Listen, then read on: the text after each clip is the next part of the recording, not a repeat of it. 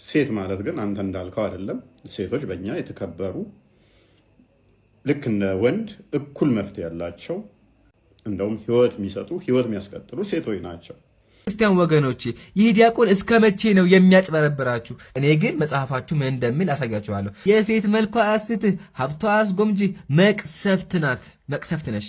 ሳይ ሙስሊም 1403 ላይ መሐመድ እንደተናገረው ሴት ልጅ በሰይጣን አምሳል ትመጣለች፣ በሸይጣንም አምሳል ትመሰላለች። ሳይ ሙስሊም 510 ላይ ደግሞ የአንድ ሰው ጸሎት፣ ስግደት ሴት ልጅ አህያና ጥቁር ውሻ ካለፉ ስግደቱ ይቋረጣል። ለምን ጥቁር ውሻ ሆነ ለምን ነጭ አልሆነም ተብሎ ሲጠየቅ መሐመድ የመለሰው መልስ ጥቁር ውሻ ሰይጣን ስለሆነ ነው ብለዋል። ሴትም ከሰይጣን ጋር ተመድባ ሰላት ተቋርጣለች። ሳሂህ ቡኻሪ 3241 እና ሳሂህ ቡኻሪ 304 ላይ ወደ ገሃነም ተመለከትኩ፣ አብዛኛው ነዋሪዎች ሴቶች ሆነው አገኘኋቸው ይላል። ሲራክ ምዕራፍ 25 ከ21 እስከ 22 በሴት ውበት አትታለል የሚለው ወንድ ልጅ ለስጋዊ ምኞቱ ባሪያ እንዳይሆን ነው። ኦርቶዶክስ ትዳርን ታላቅ ሚስጥር ትለዋለች። ኤፌሶን 5:32 ሰው አባቱንና እናቱን ይተዋል፣ ከሚስቱም ጋር ይተባበራል፣ ሁለቱ አንድ ስጋ ይሆናሉ። ይህ ምስጢር ታላቅ ነው። ሆኖም ከእናንተ ደግሞ እያንዳንዱ የገዛ ሚስቱን እንዲህ እንደራሱ አድርጎ ይውደዳት። በእስልምናው ግን የሰው ልጆች ሁሉ የመልካም ነገር ሁሉ ተምሳሌት የሆነው መሐመድ ሳሂህ ሙስሊም 1403 ላይ መንገድ ላይ የሄደ ድንገት አንዲት ሴት አይቶ ስሜቱ ተነሳስቶበት መቆጣጠር አቅቶት ወደ እየፋቀች ወደ ነበረችው ሚስቱ ዘይነብ ለመሄድ ተራክቦ ግንኙነት እንደፈጸመ በግልጽ ይናገራል። የራሱ መፈጸም ብቻ ሳይሆን ለተከታዮቹም እንዲያይታችሁ ልባችሁ ላይ ስሜት ከተሰማችሁ ቶሎ ብላችሁ ወደ ሚስቶቻችሁ ሄዳችሁ እንደዚህ አይነት ምግባር ፈጽሙ ብሎ አስተምሯል። እንዲሁም በቡኻሪ 4425 ሴት ልጅ ባሏ ለግንኙነት ከጠራት ምድጃ ላይም ሆና በጠየቀ ሰዓት ለግንኙነት ፈቃደኛ እንድትሆን ያስገድዳል። እንግዲህ ሲራክ ከስጋዊ ምንኙነት ተጠንቀቁ ብሎ ሲያስተምረን መሐመድ ደግሞ ሴት አይቶ ስሜቱን መቆጣጠር አቅቶት ስሜቱ ተነሳስቶ ወደ አንደኛዋ ሚስቱ ወደ ዘይነብ በመሄድ ተራክቦ ከፈጸመ በኋላ ምንም አይነት ስራ ላይ ብትሆን ባል ስሜት መገዛት እንዳለባት መታዘዟን ስንመለከት ተከታዮቹ ድፍረት አግኝተው ሴት ልጅ ተከብራለች ብሎ ሲያወሩ ድፍረትም ንቀትም እንደሆነ በግልጽ ይታያል። የሙስሊም ወንዶች ቀኑን ሙሉ ሲጾሙ ውለው ጾማቸውን በተራክቦ መፍታት እንደሚችሉ ያውቃሉ። ጠያቂው እንዲህ ይላል። እኔ የ25 ዓመት ወጣትና አዲስ ሙሽራ ነኝ። እኔና ባለቤቴ በጣም እንወደዳለን። ከኢፍጣር በኋላ ከባለቤቴ ጋር የግብረ ስጋ ግንኙነት መፈጸም የምችለው መቼ ነው? እባካችሁ በዚህ ጉዳይ ላይ እርዱኝ። መላሾቹ አሊሞቹ እሱ ከጠየቀው በላይ ሰፋ አድርገው ይመልሱታል። በረመዳን ወር ፀሐይ ከጠለቀች በኋላ ከኢፍጣር ጀምሮ በመጠጣት በመብላት ወይንም የግብረ ስጋ ግንኙነት በመፈጸም ጾማቸውን መፍታት ተፈቅዶላቸዋል። ግጥም በረመዳን ቀን ላይ የተከለከሉባቸውን ህጋዊ የሆኑ ጉዳዮች ሁሉ በሌሊት ማድረግ ተፈቅዶላቸዋል። ጾማቸውን በግብረ ስጋ ግንኙነት ማለትም ልክ ቴምር ውሃ ተሯሩጠው እንደሚበሉት እንደሚጠጡት ልክ እንደዛው ለማፍጠር ጾማቸውን በግብረ ስጋ ግንኙነት ማፍጠር ይችላሉ። በመጠጥም ወይ በመብላትም መጀመር ይችላሉ በማለት ይመልሱለታል። በየትኛው መጀመር እንዳለባቸው የተቀመጠ ምንም አይነት ገደብ የለም ብለው መልሳቸውን ያጠናቅቃሉ። እኔ በጣም አስገርሞኛል። እናንተስ ሐሳባችሁን በኮሜንት በተለይ ሙስሊሞች ወንዶችም ሴቶችም ምን ይሰማችኋል? ታደርጉታላችሁ? እስኪ በኮሜንት ሐሳባችሁ ስጡኝ።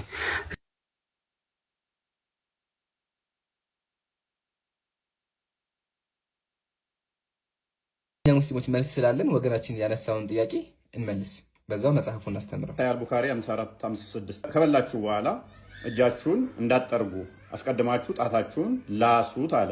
ጣት መላሱ ከሆነ የገረማችሁ በመጽሐፋችሁ ላይ ጣቱን ያስጠባ ነበር እንዴ? የራሳችሁ መጽሐፍ መጀመሪያ ያው ድርሳነ መድኃኒዓለም እንደዚህ ይላል። ስለዚህ አይገርማችሁ፣ ኢየሱስ ራሱ ዝም ብሎ ያገኘውን ሰው ለጎረማሶች ጣቱን ያጠባ ነበር። ይህ ኡስታዝ ከዚህ በፊት በተራውላችሁ ቪዲዮ ለገዛ እምነቱ እንኳን የማይታመን ውሸታም አጭበርባሪ እንደሆነ በገዛ ኡስታዞቹ ደኢፍ የሆነ ሐዲስ አቅርቦ ሲያጭበረብር እንደተመሰከረበት አሳይቻቸው። ምግብ ከበሉ በኋላ ጣትን መላስ ወይ ደግሞ ማስላስ እሙን የሆነ ቅቡልነት ያለው የእስልምና ትምህርት መሆኑን አምኖ ነገር ግን ባመነው ነገር በጣም ስለተሸማቀቀ ስላፈረበት ፎልስ አናሎጂ የተሳሳተ ንጽጽር በማቅረብ በሁለት ፍጹም የማይገናኙ ነገሮች መካከል እኩልነት እንዳለ አድርጎ መሐመድ ጣት አስልሱ ላሱ ብሎ ያዘዘው ትክክለኛ ሳሂህ ሐዲስ ሆኖ ሳለ ክርስቶስ ካላደረገውና ካላዘዘው ውሸት ከሆነ ነገር ጋር በማነጻጸር እኩል ለማድረግ መሞከሩ ይህ ምንን ያሳያል? እንዳፈረበትና እንደተሸማቀቀበት እንደማይኮራበት በግልጽ አንዱ ማሳያ ነው። እውነት ነው።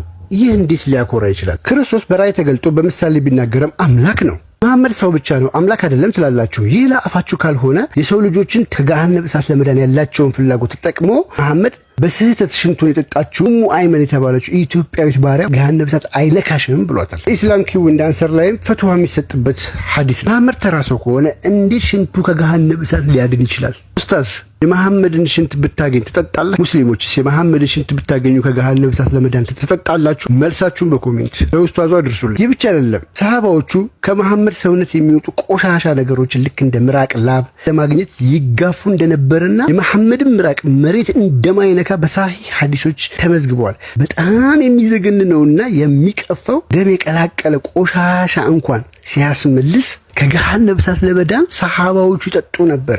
ይህንን ከኔ አንደበት ይልቅ ከኡስታዙ አንደበት ስሙት። የአላህ መልእክተኛ አለይሂ ሰላም ከአካላቸው በሚወጡ ነገሮች ተበሩክ ያደርጉ ነበር ሰሃቦች። ምሳሌ አክታ፣ ምራቅ።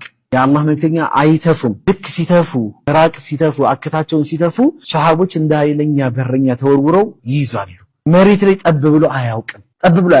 የሚገርመው ነገር አብዱላህ ኢብኑ ዙበይር ዋግምት የተደረጉበት ወይም ደግሞ ኖርማል ደማቸውን አረቀህ ድፋው ብለውት ግጥም አድርጎ ጠጥቶት መጣ። ይሄ ትክክለኛ ነገር ነው። ጠጥቶት መጣ። ደፋኸው አሉት። አዎ። የት ደፋኸው? ያ ረሱላህ ሰው ማይደርስበት ቦታ ላይ አላሉኝም አላቸው። አዎ። እዛ ደፋኸው? አዎ። ለአለከ ሸሪተው ጠጥተኸው ነው አሉት። ከዛ ፈራ ተባብሎ አዎ አላቸው። ምን አሉ የአላህ መልእክተኛ? አሁን ደም አስሉ ምንድነው? ሐራም ነው፣ ተገቢም አይደለም፣ ነብዩም አላዘዙም። ግን አድርጎታል ይሄ ሰውዬ።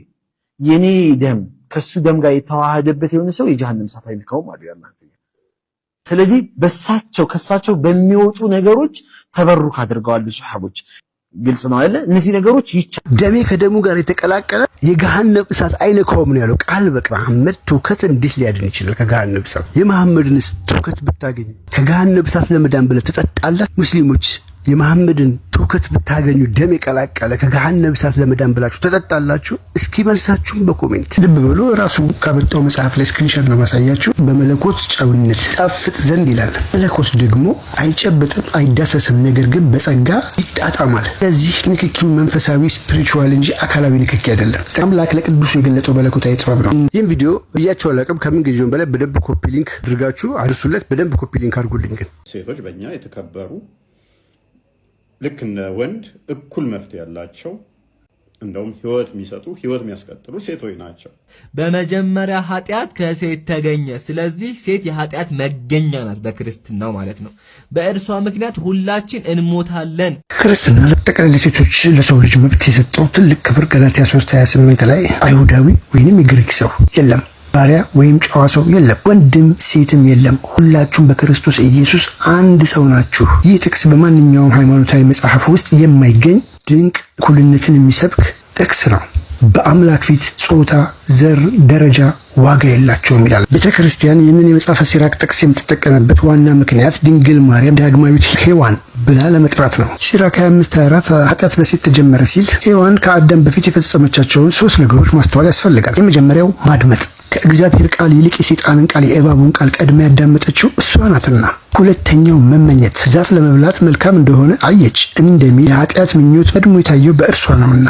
ሶስተኛው መብላት፣ ሕጉን በመተላለፍ ፍሬውን ቀድማ የቀመሰችው ሔዋን ናት። ለዚህ ሲራክ ተጀመረ ሲል የታሪካዊ ቅደም ተከተሉን ሂስቶሪካል ኮንሲኩዌንሱን ማስረዳቱ ነው ማለት ነው። በእርሷ ምክንያት እኛ ሁላችን እንሞታለን የሚለው ትርጉም ደግሞ ሴትን ለመወንጀል ሳይሆን የሰው ልጅ ውድቀት የተከሰተበትን ሰንሰለት ለማሳየት ነው። ሔዋን በራሷ መሳሳት ብቻ አላበቃችም፣ ለአዳም ሰጠችው። አዳም ከእርሷ ተቀብሎ በላ። እዚህም ምክንያት ሞት በሁሉም በኩል ወደ ሰው ዘር ሁሉ ገባ። አንደኛ ጢሞቴዎስ ምዕራፍ 2 ቁጥር 14 ላይ ሐዋርያው ቅዱስ ጳውሎስ አዳም አልተሳሳተም፣ ሴቲቱ ግን ተሳስታ መተላለፍ ወደቀች ሲል ሲራክ የተናገረውን ያጸናል። ታዲያ ይህ ማለት አዳም ኃጢአት አልሰራም ማለት አይደለም። ቀጥተኛ መታለል የተካሄደው ግን በሴቲቱ ላይ መሆኑን ለማሳየት ነው። ቀላል አድርገን ባጭር ቃል ስናስቀምጠው ሔዋን የተሳሳተችበትን ታሪካዊ እውነታ ነው። ይህ ደግሞ በቤተ ክርስቲያን ትምህርት ውስጥ ድንግል ማርያም ያደረገችው ተአምር ክርስቶስን መውለዷ ምን ያህል የሔዋን ስህተት እንደቀየረውና ለሴት ልጅ ትልቅ ክብር እንደሰጣት ማሳያ። ወደ ሐዲሱ ስንመለስ አዎ አንድ ሰው ምግብ ከበላ በኋላ ጣቱ ላይ ምግብ ከቀረ መታጠብ የለበትም፣ መላስ ነው ያለበት። ከምግብ በኋላ እጅን ከመታጠብ ይልቅ ጣትን እንልሳለን እናስልሳለን ብለዋል። ይህን የሚያደርጉት ሱራ 53 ከ3-4 ላይ ከስሜቱ ከልብ ወለዱ አይናገርም፣ ንግግሩ መለኮታዊ መገለጥ ነው። ሱረቱል አሕዛብ 33-36 ላይ አላህና መልእክተኛውን ነገርን በወሰኑ ጊዜ ለምእመናት እነርሱ ምንም ምርጫ ሊኖራቸው አይገባም ይላል። መሐመድን መከተል ግዴታቸው። የመሐመድን ሱና ካለማወቅ አብዛኛው ሙስሊሞች በንጽህና ከመሐመድ የተሻሉ ሆኖ እናገኛቸዋለን። ነገር ግን በትልልቅ ኡስታዞች ሳይቀር በዘልማድ በልምድ ከመሐመድ ሱና ውጭ የሚኖሩ ሰዎችን ለመመለስ ትልልቅ መድረኮች ትምህርት ሲሰጡ ተውላለን። ተመልከቱ። አንድ ድንጋይ ሊሆን ይችላል። ሰውየው በዚህኛው ፓርት እንዲጠረገ ድንጋዩን ቀይ ቂብላውን ቀየረውና እንዲጠረገ እንዲያደረገውና አሁን ጠረገ። በአንዱ ድንጋይ 3 ጊዜ ከተረገበት ይሆናል ማለት ነው። ስለምናገር ነው። ለምንድን ነው የምንጨነቀው? አልታጠብኩም በውሃ ልምድ የሆነበት ሰው ሰላም ላይ ሰጠው ይችላል።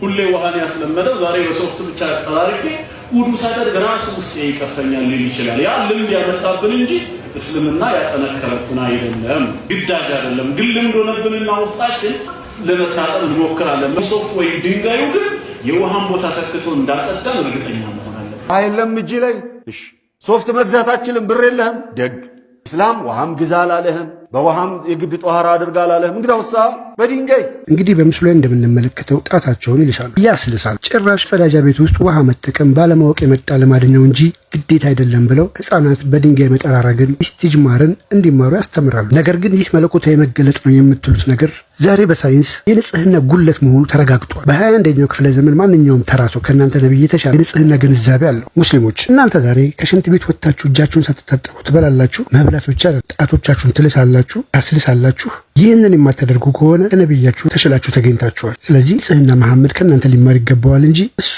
ለእናንተ አርያ ሊሆን አይገባም። መሐመድ ምን አይነት ጣት ነበረ የሚል ሰው ወይ የሚያስልሰው። በሳሂህ አልቡኻሪ 143 እና 145 ላይ መሐመድ ሽንት ቤት ገብቶ ውሃ ሲሰጡት ውሃ አልፈልግም ድንጋይ አምጡልኝ ብሎ በድንጋይ መጠቀሙን፣ እንዲሁም በሳሂህ አልቡኻሪ 337 ላይ መሐመድ ከሽንት ቤት ወጥቶ አንድ ሰው ሰላምታ ሲሰጠው እጁን ግድግዳ ላይ ጠርጎ ከዛ በፀጉሩ አብሶ በዛ በኋላ ነው ሰላምታ የሰጠው ሳይታጠብ ማለት ነው። በሳሂህ ሙስሊም 374 ዲ ላይ ደግሞ ከመጸዳጃ ቤት ወጥቶ ምግብ አቀረቡለት። የመታጠቢያ ውሃ እናምጣለህ ሲሉት እጅ መታጠቢያ አያስፈልገኝም 30 ሰግድ ብቻ ነው እጅ የምታጠበው ብሎ ሳይታጠብ በልቷል። ይህ ሰው ነው እንግዲህ እጁን ይላሰውና የሚያስልሰው። በሱራ 33:21 ላይ በአላህ መልእክተኛ ውስጥ ለእናንተ መልካም አርአያ ምሳሌ አለላችሁ ብሏል። እናንተ ፊዳኑለታል የምትሉት አርአያችሁ ከመጸዳጃ ቤት ወጥቶ እጁን ሳይታጠብ የሚበላ ውሃ እያለ በድንጋይ የሚጠራረግና ጣቱን ልሶ ሌላ ሰው የሚያስልስ ሆኖ አግኝተነዋል። ታዲያ እናንተ ዛሬ በውሃ ትታጠባላችሁ፣ ጣታችሁን ለሰው አታስልሱም። ይህ የሚያሳየው እናንተ ከነብያችሁ የተሻላችሁ የንጽህና እውቀት እንዳላችሁ መሐመድ ከእናንተ ሊማር ይገባዋል እንጂ እናንተ አርያ ሊሆን አይችልም። ይህ የመሐመድ የንጽህና መመሪያ መለኮታዊ ሳይሆን በ7ኛው ክፍለ ዘመን ካለማወቅ የመጣ ነው። እናንተ እነዚህ ምግባሮች አሁን ላይ ትፈጽማላችሁ፣ ትከተላላችሁ ወይስ አይመጥንንም አንቀበለውም ብላችሁ ትተውታላችሁ? በደንብ ኮፒ ሼር እያደረጋችሁ ለሁሉም አደርሱልኝ። ሙስሊሞች መልሳችሁን በኮሜንት አስቀምጡ።